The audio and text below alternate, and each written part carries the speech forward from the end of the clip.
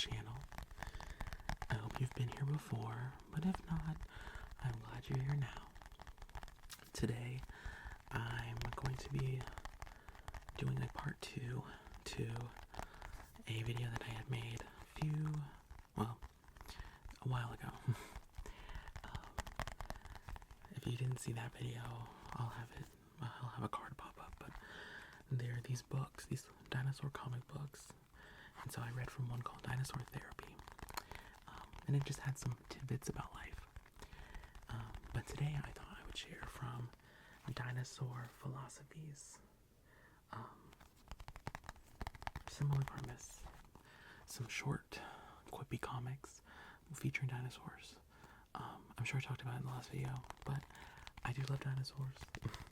And so I thought these were such cute little books. When I found out about them a while ago, I want to say maybe around the pandemic, or a little after.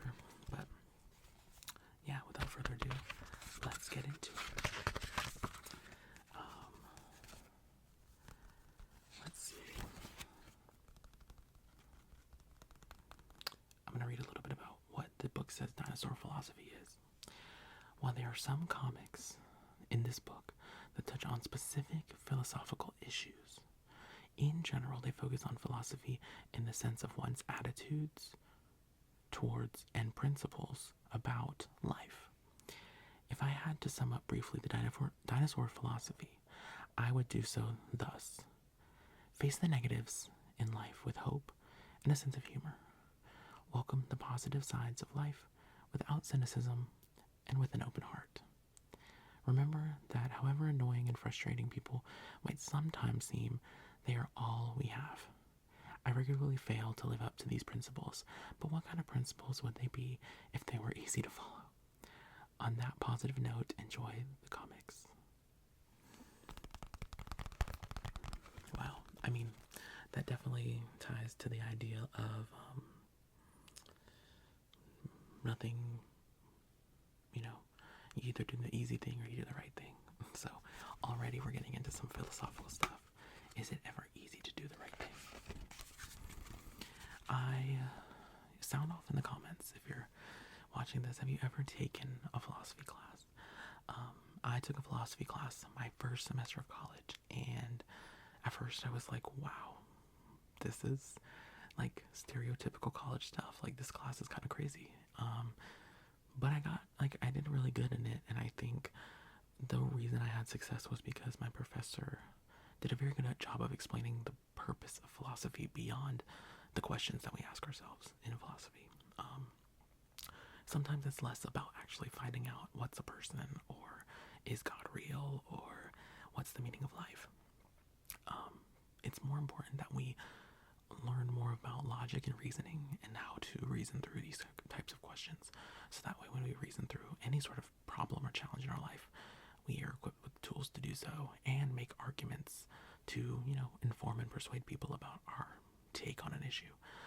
So that's really the point of philosophy. Anyway, that's my little tangent over. Okay, so this is metaphysics. And this little dinosaur says, do I exist?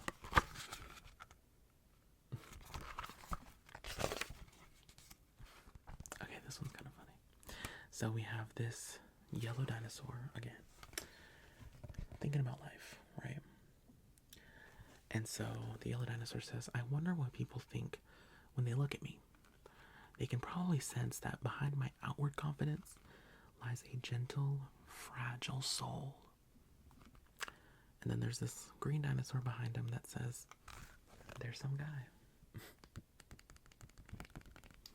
That really is the truth. Like, I promise you, most of the time, when people see you, they're just like, wow, that's some person just standing there. If they're thinking about you. That's another huge if. Okay, this is a conversation between the green and the yellow dinosaur again. The green dinosaur says, you have to accept reality. The yellow dinosaur says, no. As long as reality can be changed, I do not have to accept it.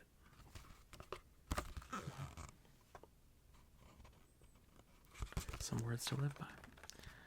You are the master of your own reality. I am a big believer of that. You know, you obviously cannot control everything in your life.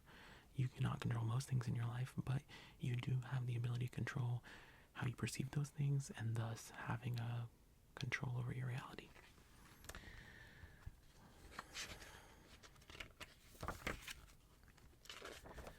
Let's see.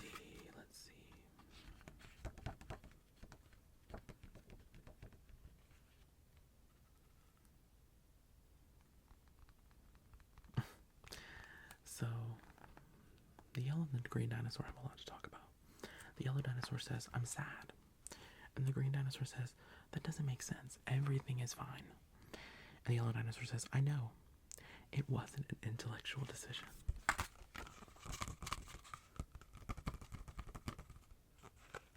Again, you know, it's a lot about perception, but I do think it's important to understand that there are some times in life where you are faced with a certain, sometimes negative emotion that you're not sure where it derives from. But I think it's okay to sit with that. I think there's a lot of times when I'm sitting with sadness or, you know, even just a feeling of like mundane, and I have to accept that that's part of the life. That's the roller coaster called life.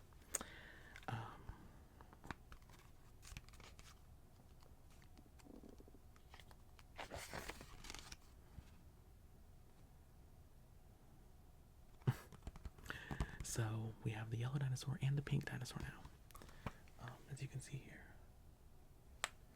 And so the yellow dinosaur says, I keep losing. The pink dinosaur says, every loss is a lesson.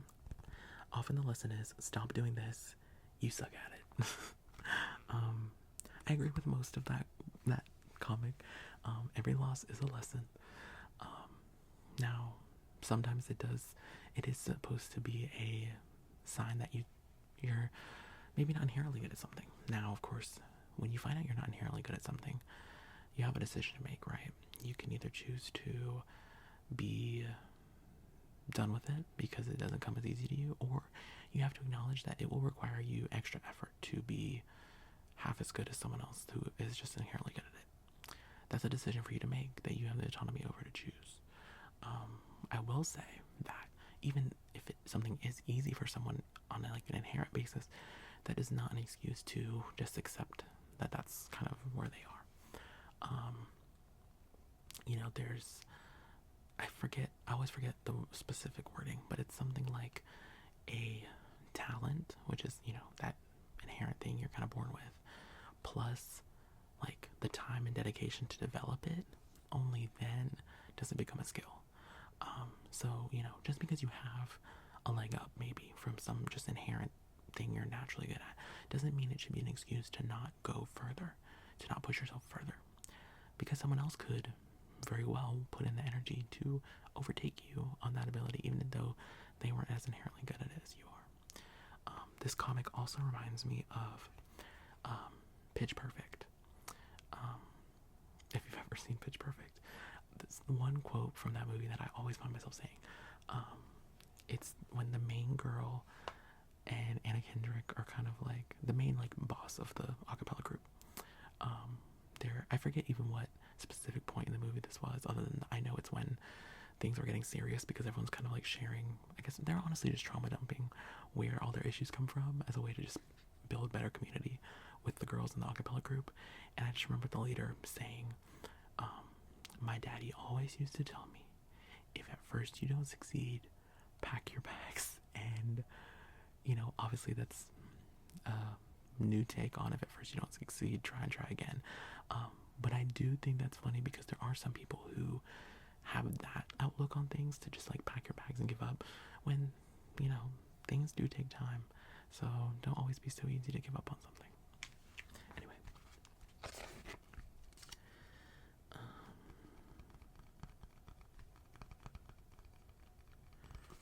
Let's see.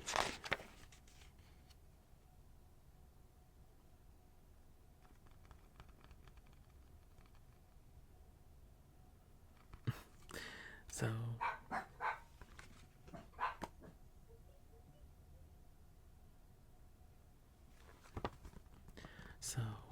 in this comic, the green dinosaur says, do you ever doubt yourself to the yellow dinosaur.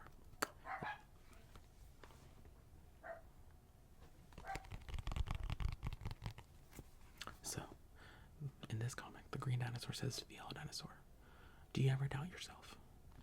And the yellow dinosaur says, "No. I'm certain I'm terrible." And, now I will say, maybe this sounds contradictory to the previous tangent I went on, but it's also okay to be aware of what your strengths and your weaknesses are, because we all do have them. Anyone who thinks that they are only strengths-based is not inherently just, present in the real world. They're not in our reality. I think it's important to know what your strengths are. I think it's important to know what your strengths are. I think it's important to know what your weaknesses are. And being aware of that is half the battle. Because when you have strengths that you know you should be supplying to a group, to a challenge, you're more confident in doing that when you recognize those as your strengths. On the flip side, acknowledging you have weaknesses and acknowledging what those are is very helpful to identifying when you need help or need to spend extra time on something. It helps alleviate stress on people around you if it's a group situation, or even yourself when you're dealing with a challenge,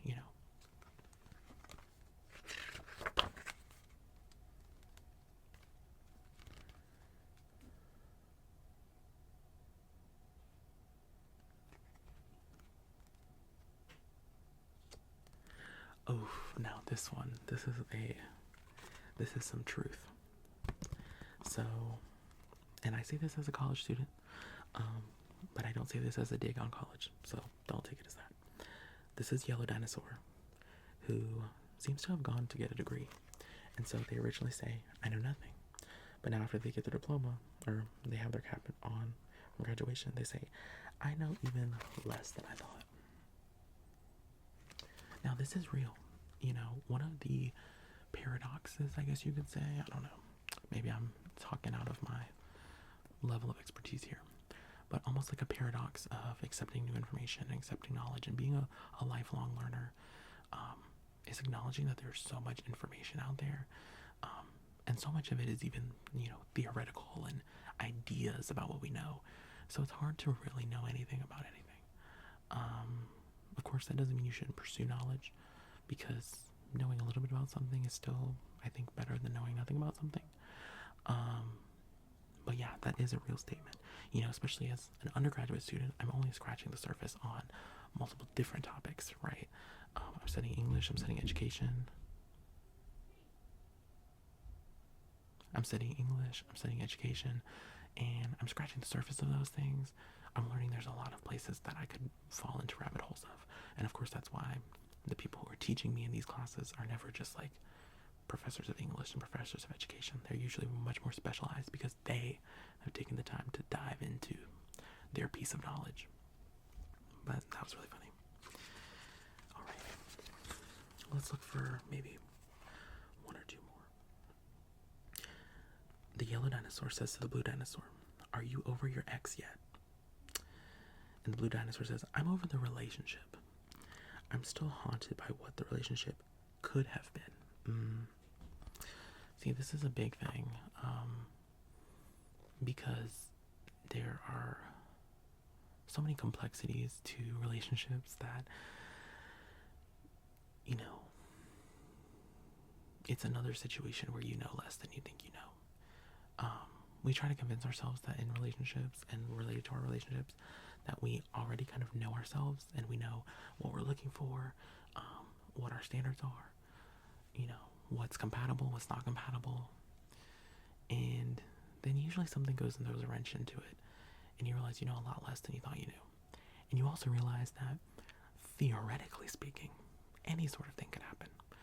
If a certain situation with your ex went a little differently, would they still be your ex? If things went a little differently with this random friend you met, would you have started dating them? Would you not have even continued talking to them?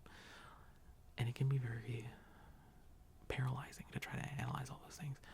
And while I am a pursuer of knowledge and a, scholar, an academic, if you will, someone who just, values knowledge and knowing, analyzing situations, I have accepted that I will always continue to analyze my own relationships and relationships around me, blah, blah, blah.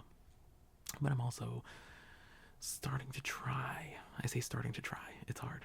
Getting comfortable with accepting that there's some components of this stuff that you're just never going to fully get a grasp on. So that's so real, you know.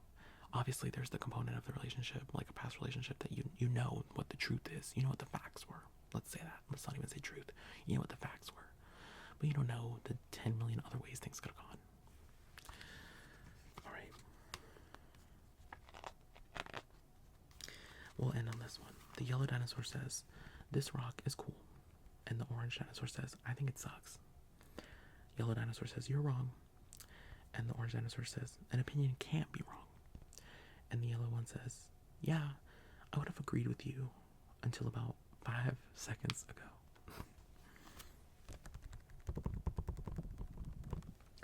One thing I'll say is, you know, I am fully aware that there are things in life that are subjective, obviously.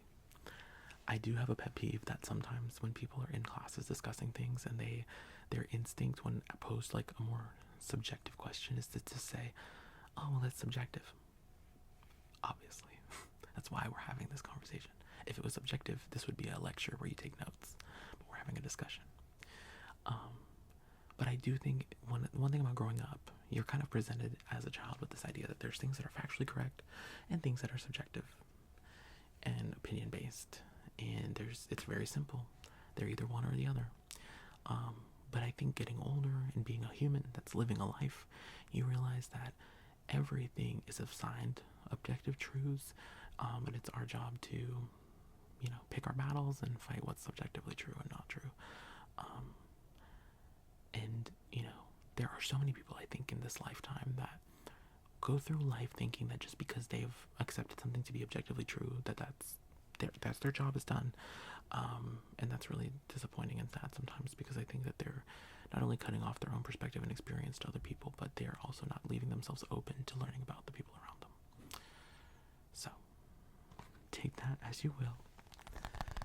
This was another dinosaur reading, dinosaur philosophy.